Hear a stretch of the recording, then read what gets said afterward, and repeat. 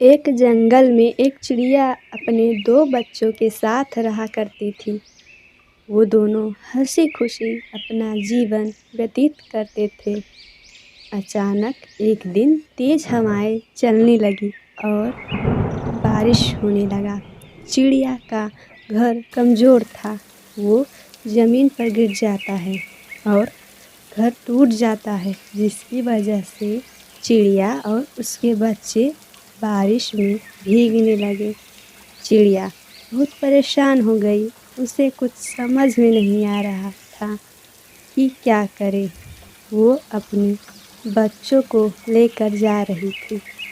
रास्ते में उसे एक घर दिखाई देता है, जहाँ वो रुक जाती है और दरवाज़ा खटखटाती है। तभी अंदर से एक कौवा बोलता है, कौन है? क्या हुआ? कौवा जी, क्या हम आज आपके घर में रुक सकते हैं?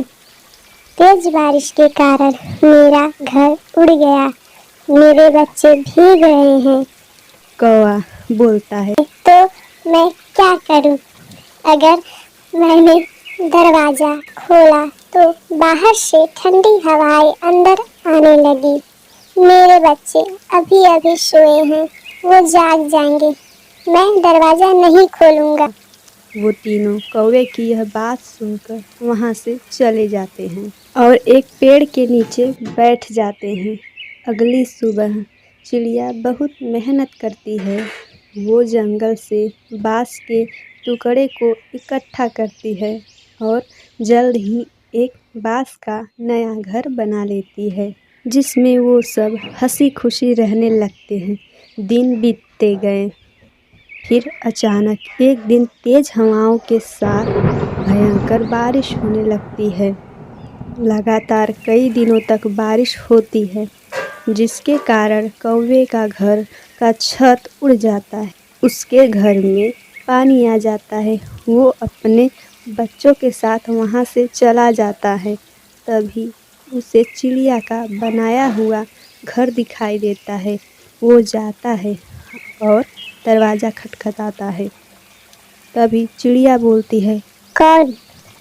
मैं कौवा। चिड़िया बोलती है, अंदर आ जाओ, बाहर बारिश हो रही है।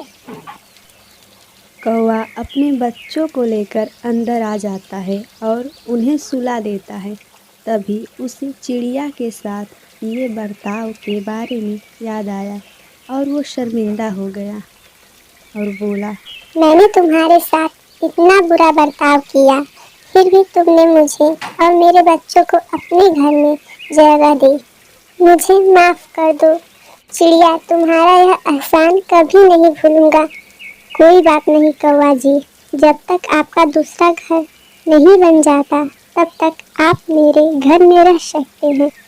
कौवा बोला, चिड़िया, तुम कितनी अच्छी हो। तुम्हारे साथ मैंने इतना बुरा बर्ताव किया, फिर भी तुमने मुझे अपने घर में जगह दी। मैं जल्द ही अपना नया घर तैयार कर लूँगा। कुछ दिनों बाद कौवा दूसरा घर बना लेता है और वो सब चिड़िया के घर से अपने नए घर में चले जाते हैं।